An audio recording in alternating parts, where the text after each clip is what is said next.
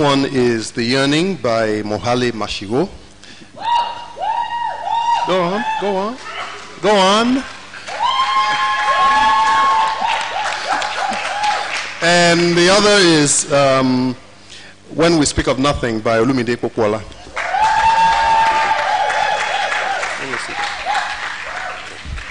So Mohale is the pen name of Carol Mashigo, also known by her stage name Black Porcelain. She's a radio moderator, storyteller, award-winning singer, and songwriter. With her music now playlisted about 36 countries, her debut album Invincible Summer won Best Creative Album at the Wawela Music Awards in 2013. The Yearning is a debut novel. It won the 2016 University of Johannesburg Prize for South African Debut Writing. You're welcome. A round of applause for her again. Olumide is a London-based Nigerian-German writer and speaker. Her novella, This Is Not About Sadness, was published by Ernst Verlang, I don't know how to pronounce that, in 2010. Her play, also by mail, was published in 2013 by Witnessed. And the short story collection, Breach, which she co-authored with Annie Holmes in 2016, by Pierrine Press. Her full-length novel, When We Speak of Nothing, was published in the UK and Nigeria by Cassava Republic Press in 2017. She holds a PhD in creative writing, MA in creative writing, and BSc in Ayurvedic medicine.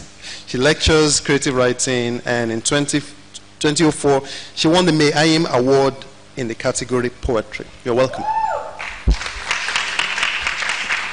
Okay, I've read both of your books. They are delightful in different ways. What I often realize when Lola puts me in panels like this is how the many similarities I find in the books that are paired together. Sometimes at the beginning you look at them and like, okay, what's the similarity between these two books? And then you read both of them and then you start finding different similarities. Olumide's book is about, both of them seem in some way to be coming-of-age stories. Olumide's book also examines queer culture and cultural contacts in different parts of the world, in the UK and in Nigeria. She's going to talk more about it.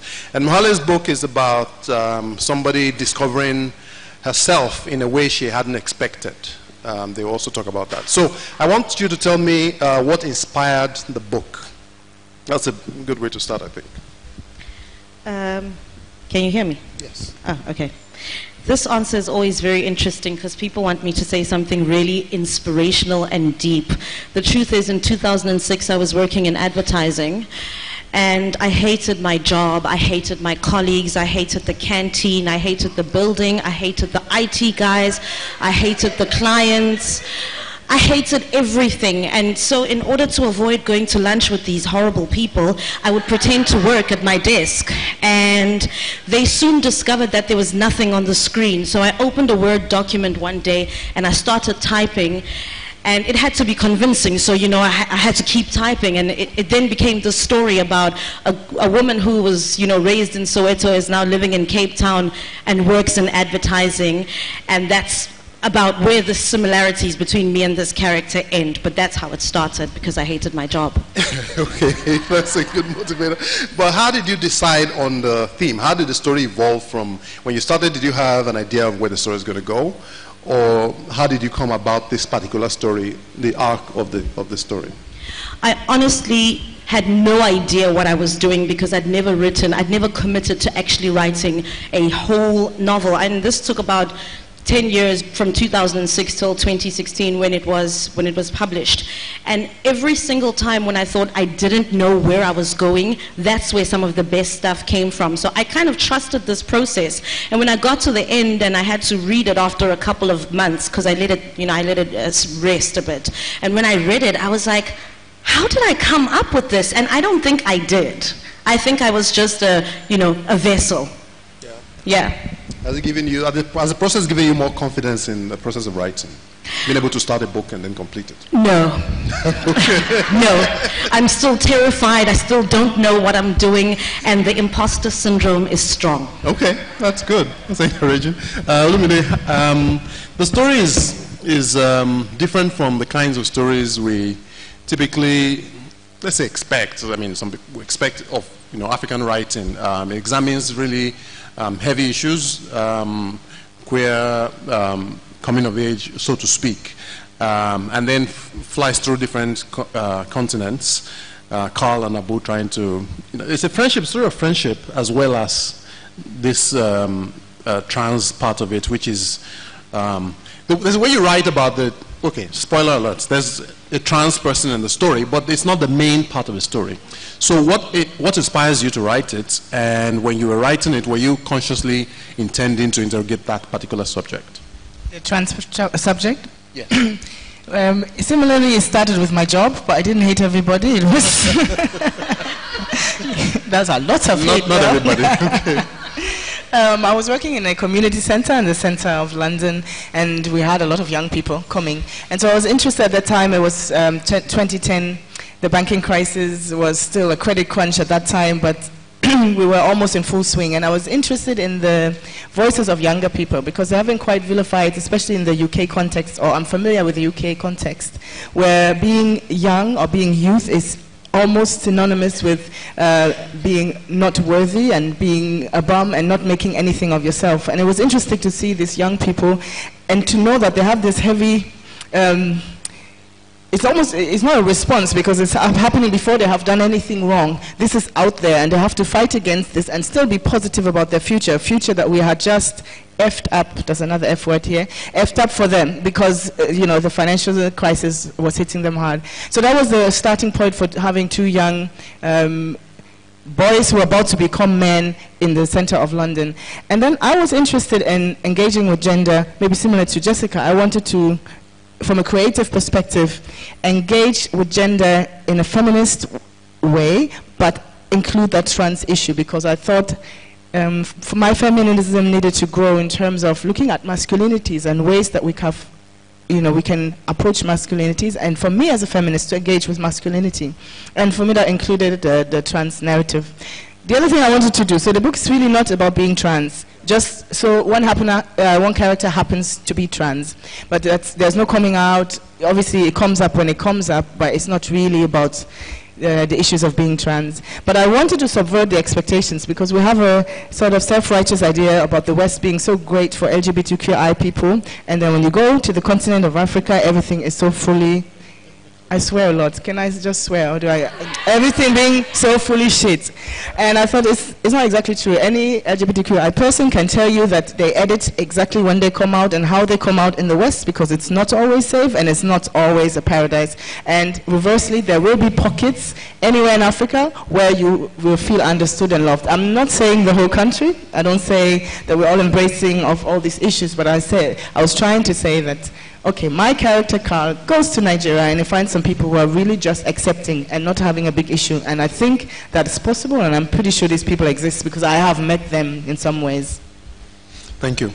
I was really impressed by the way I discovered that he was trans, because throughout the story until the time you figured out, you don't know, you read the story like a normal person, and then when I got past it, I realized this is exactly how it should be. It's not my business. He has a life, he's complex, he has, feelings and friendships, and he goes on to do a number of other things.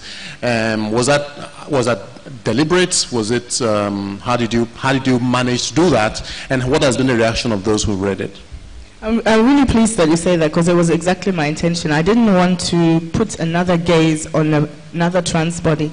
I just wanted to engage with that and also say, okay, some people are trans, get over it, which is taken from a big campaign that is in the UK. So it was deliberate. And so how do people react?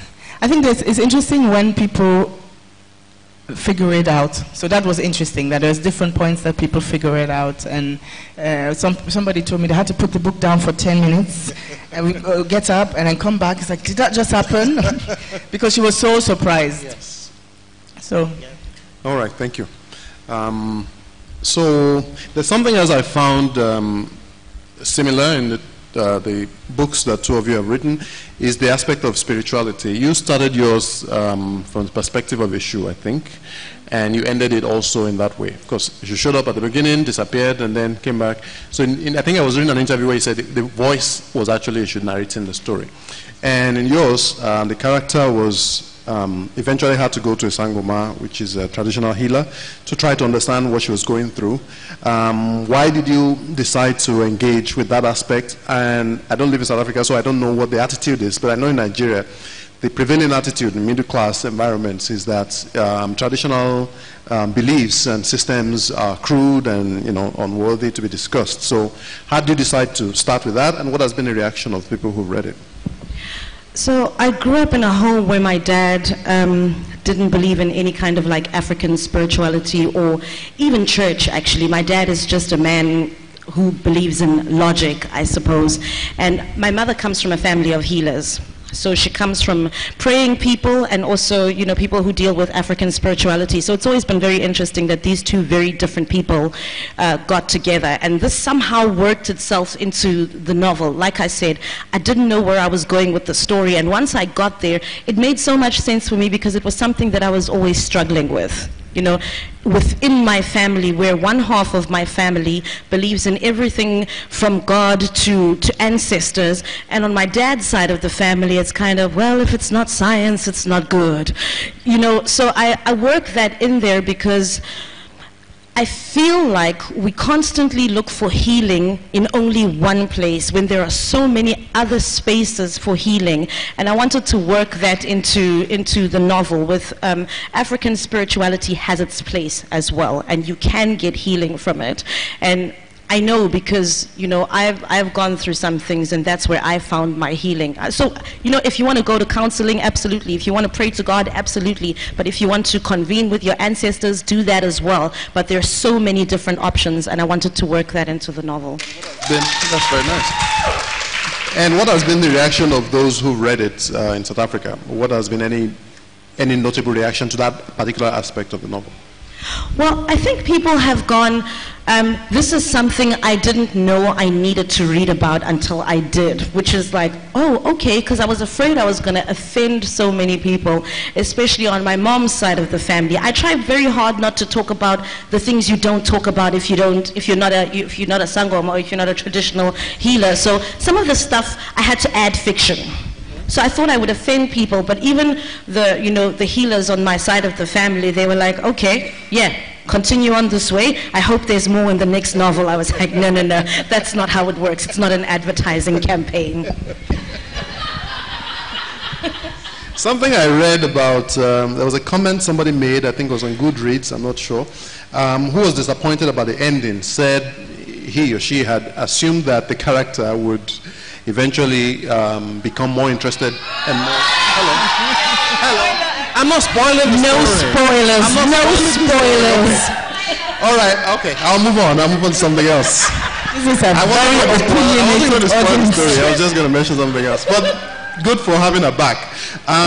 You should all buy the book, by the way. So let's talk about the language. So I don't know what language was the languages that were there other than English. Was it Sesotho or? So her mother Kimupedi, so she speaks Sepedi, and her dad is Umzulu, so he speaks isiZulu, which is quite common growing up in Soweto. Your neighbors speak Chivenda, and you get with it. And as a kid, then you become multilingual. On the downside, it's you never really master any one language, so you walk around your whole life speaking. I like to say I speak Sesotho because, I grew up. My nanny, Makumalo, spoke isiZulu, so that was my first language, and then she left, and then I was stuck with my parents who didn't know how to communicate with me, so I eventually picked up Sesotho. So when you grow up in Soweto, it's not uncommon to have many languages around you. I was glad to see those many languages there. What I was interested in asking you is, I noticed that in many of those instances, because I don't speak the language, I assume that you wrote for those like me. You also sometimes explain what you were saying in those languages. So you express something, and then the English that comes after sort of explains what it is so that I can understand. We've had arguments like this in Nigeria about explaining ourselves, about italicizing expressions in African literature. Many people say you don't need to do that, that put whatever language it is. If they want to figure it out, let them go on Google. You will find whatever it is. So what was the process like for you? How did you decide how to manage that particular aspect? I didn't really think about the politics behind it, to be quite honest with you. I just thought about the way in which people in families speak and the way I've heard people speak. And even now, I mean, Kolega doesn't speak my language, but I speak to her in my language, and we get on just fine. You know, I think it's a South African way. And when I did speak to my publisher and she said, look, I don't think we need to use italics, I was like, well, why were we going to use them in the first place? I mean, that's weird. So I didn't think about the politics when I wrote it.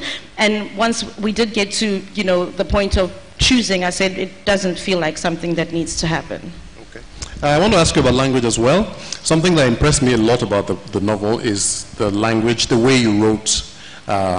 It's not typical narrative style. You know, it's very stream of consciousness type way. Especially the first chapter, which I found, you know, it was one of the things that sustained my interest in the book. Like, you know, it's been a while since I read something like this. I think Rushdie was the one that has done something similar, which is you transit into the conversations without quoting it, just referencing it sometimes in italics. How did you come about that style, and how has it been seen and, you know, accepted by the audience? And in a way, Eshu was actually a vehicle there, because Eshu, the god of the Crossroad, is also concerned with language. So as much as Eshu doesn't really appear as a character anywhere in the novel, he's the narrator, and in my mind, he's sort of weaving in and out of languages that the different characters have. So he can assume any language and he can transmit any tongue. So that's the starting point. But I really wanted to capture that youth language. But so it's written in third person, but it assumes like almost a first person narrative style, because you're hearing the voice of Carl or Abu or whoever we're with.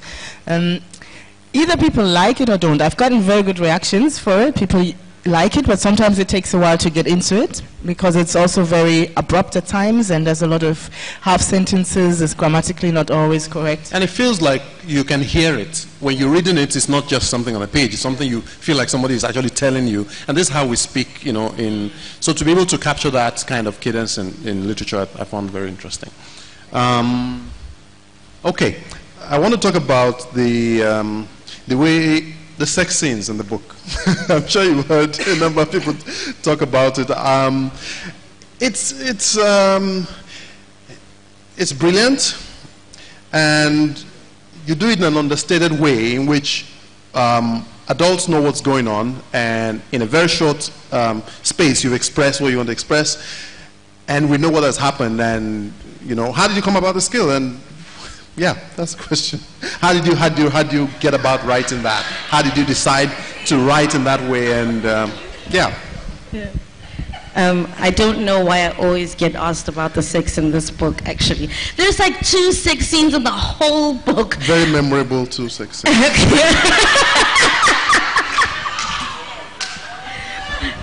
Okay, so